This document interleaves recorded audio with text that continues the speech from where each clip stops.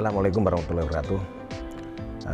Bapak Ibu, para pemirsa BMH TV dimanapun berada, perlu kami sampaikan bahwasanya sebenarnya SP secara ide dan gagasan ada di tahun 2013. Pada tahun 2014 baru proses pembangunan dimulai, dan tahun 2017 SP secara formal sudah berjalan. Maka sebenarnya memang yang mendasari terkait dengan berdirinya SP adalah terkait dengan keprihatinan kami waktu itu dalam kondisi krisis kepemimpinan di negeri ini pada waktu itu. Kami melihat bahwasanya kepemimpinan bukan hanya bicara pada aspek kecerdasan, kepintaran, kepandaian, tapi faktor yang lain terkait dengan keunggulan, akhlak, moral, kejujuran, keteladanan adalah sebuah kebutuhan. Hadirnya SP adalah kami bercita-cita, berazam, bagaimana bisa menghadirkan calon-calon pemimpin yang punya keunggulan dalam perspektif kepandaian, kecerdasan, tapi juga punya sisi keunggulan dalam perspektif akhlak, moral, dan kejujuran serta keteladanan. SP memang secara waktu pengerjaan proyek ini agak terjadi kemunduran target penyelesaian yang semestinya tahun 2016 bisa kita launching karena berbagai kendala, termasuk dalamnya adalah sisi pendanaan, seperti itu. Karena SP ini kita bangun melibatkan semua stakeholder, termasuk dalam perspektif pendanaan kita melibatkan masyarakat, donatur, dan simpatisan. Yang kedua, ini terkait dengan kurikulum. Karena SP Sekolah Pemimpin ini kita masih belum punya patronnya, sehingga kita mencari pola dan bentuknya. Dan itu saya kira tidak mudah kita melakukan secara cari informasi atau mungkin berbagai sumber dari sekolah-sekolah sudah ada yang mungkin di situ bisa menjadi kiblat atau mungkin patron atau mungkin hal yang bisa kita duplikasi terkait dengan SP itu sendiri, seperti itu. Kemudian juga terkait dengan inputnya, karena kita berharap output SP ini bukan hanya melahirkan orang-orang yang pintar, yang cerdas, tapi bagaimana juga terkait dengan keunggulan akhlak, kemudian keunggulan moral, dan kejujuran dan sebagainya dibutuhkan, sehingga terkait dengan SP untuk inputnya ini kita cukup kesulitan untuk memberikan sisi aspek keyakinan kepada orang tua bahwasanya SP ini bisa mengantarkan anak didiknya menjadi insan-insan sesuai dengan yang diharapkan, jadi seorang pemimpin masa depan yang dicita-citakan, seperti itu. Baik maka sebenarnya ketika kami BMH punya impian untuk mendirikan SP ini bermodal nol seperti itu hanya semangat dan keyakinan untuk berbuat baik dan memberikan manfaat kepada umat, seperti itu. Dan alhamdulillah dengan berbagai dorongan termasuk bantuan dari berbagai pihak SP ini bisa kita dirikan dan saat ini sudah bisa eksis, seperti itu.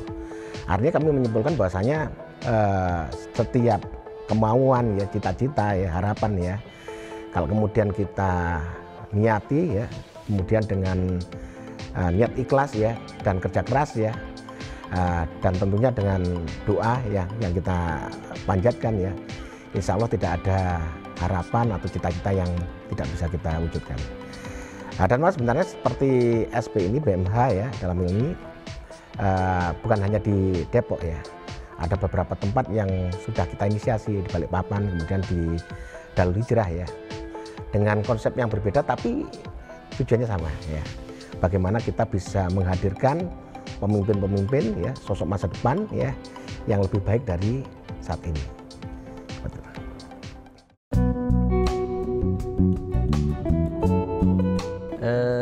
apa yang membedakan sebenarnya sekolah pemimpin dengan sekolah pada umumnya di luar. Karena tidak satu-satunya sekolah di dunia ini, bahkan di Indonesia, sekolah pemimpin. Kami coba menawarkan pembeda dari sekolah-sekolah lain yang tentu ini dirumuskan oleh founding fathers yang sudah berjibaku menyusun dan menggapai harapan yang diinginkan. Yang pertama adalah visi. Visi sekolah pemimpin ini kita ingin merujuk pada surah Al-Baqarah ayat 30, wa idz qala rabbuka lil malaikati inni ja'ilun fil ardi khalifah.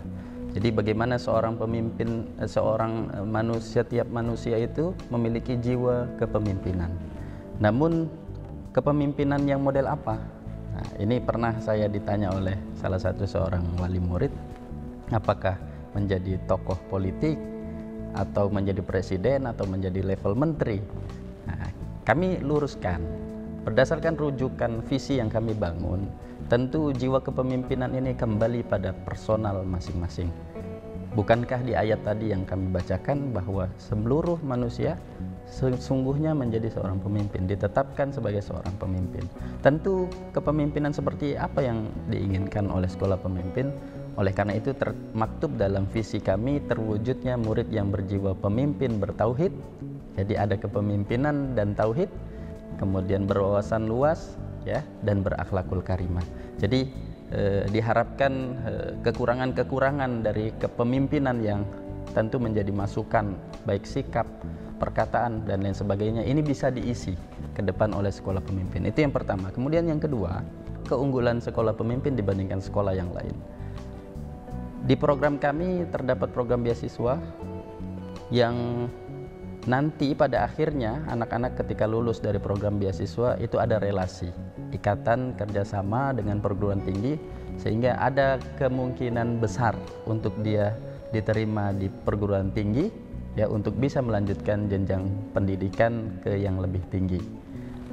Berbagai macam jurusan, ya, berbagai macam latar belakang kampus, dalam negeri dan ada juga di luar negeri.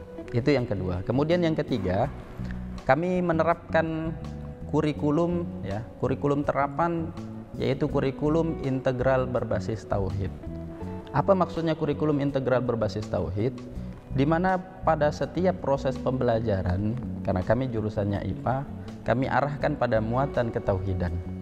Seperti contoh misalkan ketika seorang guru biologi mengajar, maka dasar ilahinya, ya, atau rujukan hadis ayat harus terdapat pada surah, ya, pada muatan materi, kemudian dikembangkan dan dikaitkan pada ujung pembelajaran. Sehingga harapannya ketika murid belajar, dia mendengar penjelasan guru, dia menerima pengetahuan yang baru. Korelasinya kuat terhadap ketauhidan yang ada melekat, ya, pada Sang Pencipta. Kemudian yang terakhir, ini juga menjadi poin plus, ya. Kami berada di kawasan yang cukup strategis, kurang lebih luas area 5 hektar, ya, sehingga nuansa pendidikan lebih kondusif, ya, aman, nyaman tentunya untuk pendidikan, dan yang terpenting adalah Islami. Namun jika muncul kemudian pertanyaan, apa prestasi yang pernah diraih oleh sekolah pemimpin? Alhamdulillah, sejak berdiri sekolah ini kemudian sampai hari ini, kita bisa bersaing, ya, berpartisipasi dalam ajang-ajang perlombaan nasional, ya, bidang Quran, kemudian Olimpiade Matematika, Saintek, dan lain sebagainya. Nasional dan regional tentu menjadi fokus juga buat kami, sehingga tingkat kabupaten, tingkat, ya, Jabodetabek, Jawa Barat ini juga menjadi fokus-fokus kami, dan alhamdulillah ada beberapa sederet, ya, prestasi-prestasi yang sudah kami raih. Namun menjadi karya yang sangat fenomenal, dan ini kami jadikan bagian dari prestasi sekolah pemimpin adalah bagaimana kemudian murid kami bisa melahirkan sebuah karya tulis, ya, dan kemudian bisa dicetak dan tersebar ke seluruh penjuru Indonesia. Tentu itu menjadi prestasi yang bagian dari prestasi yang tak terlupakan, meskipun tidak diperlombakan. Itu sebuah produk yang dibuat oleh murid itu sendiri. Bapak Ibu sahabat donatur, melalui program Sekolah Pemimpin yang dicanangkan oleh Baitul Mal Hidayatullah ini tentu memberikan kontribusi yang besar ya. Karena apa? Karena melalui program yang kita setting di Sekolah Pemimpin, karakter leadership yang kemudian ditumbuhkan di jiwa anak-anak didik di Sekolah Pemimpin ini, yang kemudian nantinya ketika mereka lulus ya, ada yang kemudian mengabdi ke masyarakat, ada juga yang kemudian mereka melanjutkan ke perguruan tinggi. Nah, ini yang kemudian BMH terus dukung melalui amanah dana zakat, infak dan sedekah yang BMH titipkan melalui BMH. BMH tentu dengan jejaring yang BMH miliki ya, di kurang lebih sekitar 600 pesantren tahfiz ya, di seluruh Indonesia, dan juga lembaga-lembaga pendidikan mulai dari tingkat SD dan perguruan tinggi yang dimiliki oleh jejaring BMH, ini yang kemudian menjadi nilai lebih bagi anak-anak di Sekolah Pemimpin ini. Kenapa? Karena ketika mereka lulus dari Sekolah Pemimpin kemudian melanjutkan ke perguruan tinggi ya, yang ada di Hidayatullah sendiri ya, kita juga punya 5 perguruan tinggi. Ketika mereka nanti lulus, maka dipastikan output kita ini akan di 100% terserap ya oleh kebutuhan di internal kita sendiri. Kenapa? Karena lebih dari 200 lembaga pendidikan yang kemudian menjadi mitra BMH, maka ketika alumni-alumni ini lulus, dipastikan mereka akan ditempatkan di unit-unit pendidikan, di unit-unit pesantren yang menjadi bagian daripada jejaring BMH ini. Tentu kontribusi dari Bapak Ibu sahabat donatur semua, ketika kemudian mereka mendapatkan manfaat kebaikan dari donasi yang Bapak Ibu titipkan melalui BMH, kemudian mereka ditempatkan di satu tempat ya, baik di pesantren, di lembaga-lembaga pendidikan milik BMH ya, maupun milik mitra BMH, maka kemudian mereka akan menularkan lagi. Mereka akan melahirkan generasi-generasi yang robani, generasi-generasi yang unggul, yang berkarakter, yang kemudian ini menjadi amal jariah Bapak Ibu semuanya.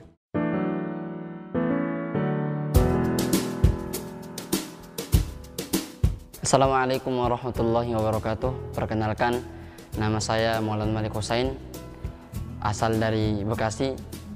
Alhamdulillah sekarang saya belajar di Sekolah Pemimpin MA Hidayatullah Depok.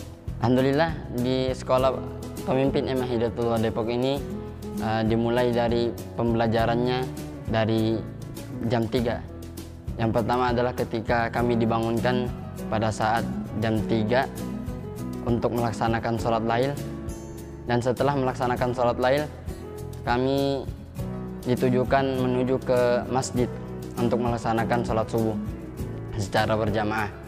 Setelah sholat subuh kami membaca wirid, dan itu dijadikan kegiatan yang sunnah menjadi wajib di Sekolah Pemimpin MA Hidayatullah Depok.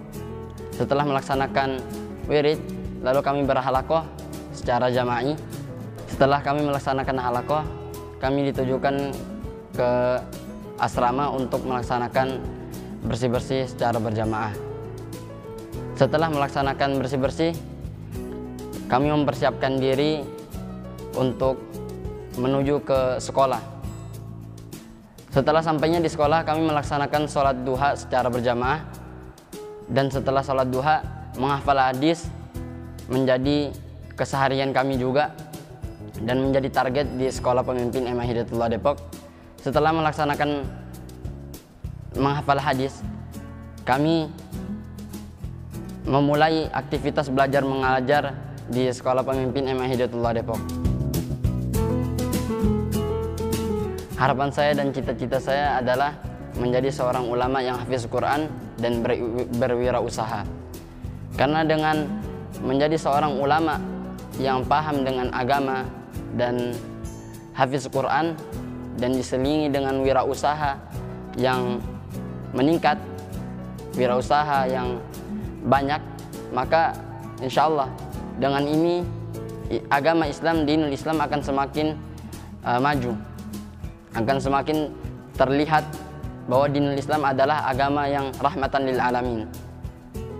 Salah satu usaha saya untuk meraih cita-cita dan harapan tersebut adalah bersekolah di sekolah pemimpin ini, dengan melatih kedisiplinan untuk menjadi seorang pemimpin, dan ibadah-ibadah nawafil maupun yang sunnah selalu terjaga oleh saya.